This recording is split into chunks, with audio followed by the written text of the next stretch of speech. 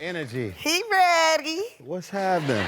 Man, we grew up in the same area. Look at where we at now. I mean, I'm just saying, like we That part. from the same block, from the same neighborhood. Right. And we here on Ellen together. On Ellen together. That's on the other side of the hill. Way on the other side. On the way on the other side. I'm so proud of you. I'm so proud of you. Bless now, you spent a lot of time in Will Rogers Park?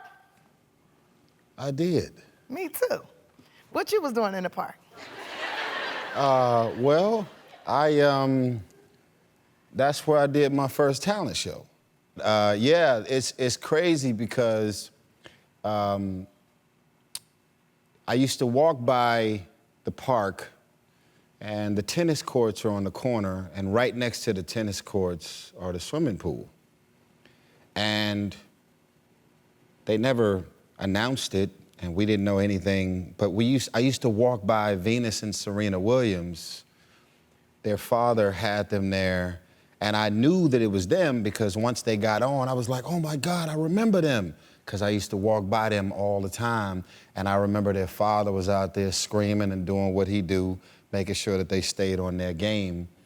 But a lot of Brandy, Ray J, myself, you now, for whatever reason, a lot of people ended up at Will Rogers Park. Because that park always had like activities going on and things where you could be like creative and stuff. I felt safe. like, I don't know about feeling safe. I mean, I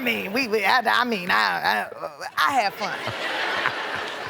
I had fun. I got to know a lot of officers. Let me just put it like that. Okay, now you gone from Will Rogers Park to the Universal theme park, man. I mean, you have 2 rides there now. That's huge. That's huge. Yeah. How does that feel?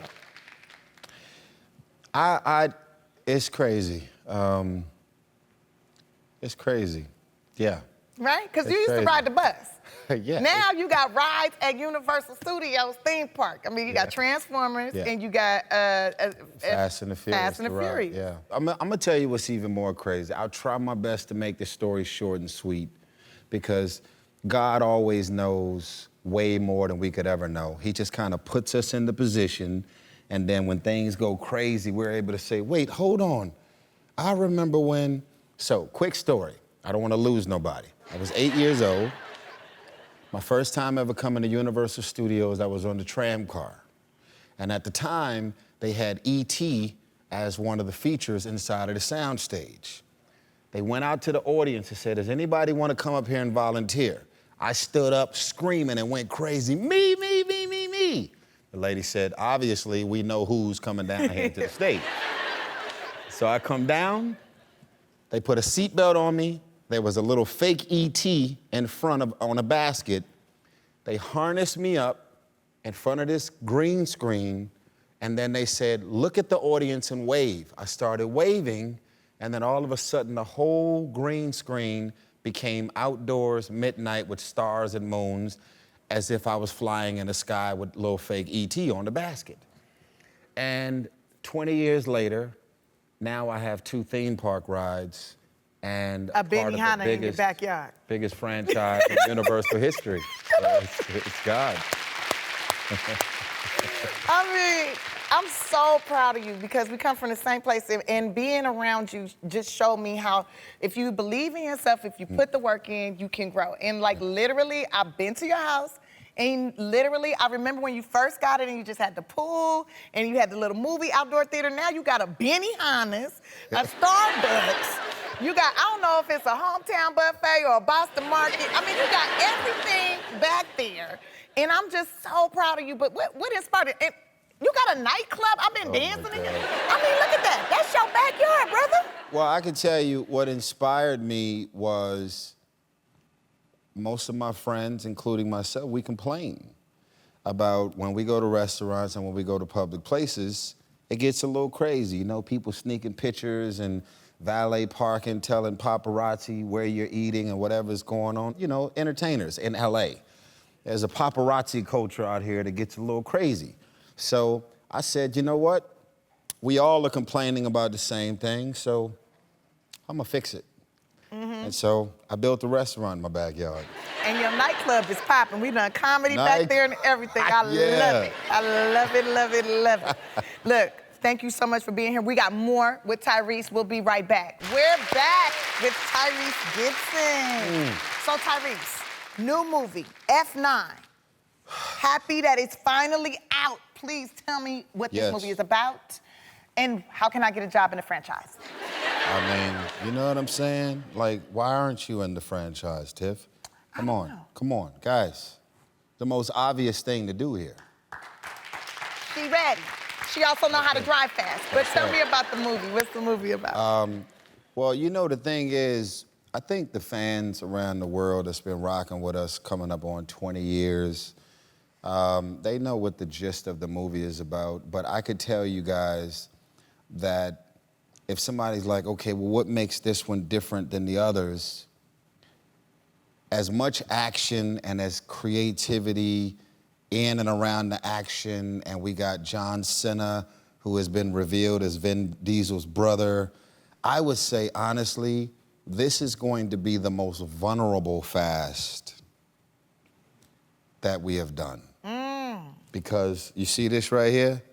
It's one thing for you to confront bad guys, and it's another thing for your bad guy that happens to be your brother. It's a different kind of vulnerability. And so, that sounds like the hood. Yeah, you know what I'm saying? Now, how are things between you and The Rock? You good? You know, we've been on the phone every other day. Good. Not yelling at each other. Not yelling. That's all done. Yeah, we've reconnected in a real way, man. I think we're both better men on the other side of all that stuff that went down. So, yeah. And to be honest with you, did not know when or how the phone call was going to happen, but it did happen, and we're about 20 phone calls in, and we're in competition right now on who can leave the longest voice note. Oh, no. He's like, I'm going to try and make this short and sweet, brother. Never take it. Yeah. I'm going to make this short and sweet, brother, because your last voice note was about 6 minutes long, so I'm not going to make it that long. And then he's now 10 minutes in. It's like, oh, I mean, shoot, I'm now at 10 minutes, brother. Anyway, call me back when you get a chance. All right, so your oldest is almost 14. How are you feeling about her being a teenager? I mean, being cute. She's very cute. Boys are gonna be on her. I mean, how you feeling about this? You're pondering. She's almost grown up. I don't really want to talk about it. Really, yeah, I got a 13-year-old and a 2-year-old, both daughters. And honestly, my worldview and the sensitivities in and around the female experience, the woman experience, has went into a whole nother stratosphere. And I think some of your greatest gifts can come from your experiences with your kids, you know? So I've gotten rid of a lot of people because of my daughters. I negotiate harder because of my daughters. There's just so many things that I, Tyrese, would have probably continued to put up with or tolerate if I didn't have kids. But when you become a father or a mother, you will realize that if you say yes to this and it's not good, that yes is going to directly affect them. So they're amazing. I'm truly gifted as a father with their presence every day. Well, that's a blessing, and I'm happy for you. Thank you. I feel the same way about my niece and my animals. F9 is in theaters right now. We'll be right back. Hi, I'm Andy. Ellen asked me to remind you to subscribe to her channel so you can see more awesome videos, like videos of me getting scared or saying embarrassing things, like ball peen hammer, and also some videos of Ellen and other celebrities, if you're into that sort of thing. God!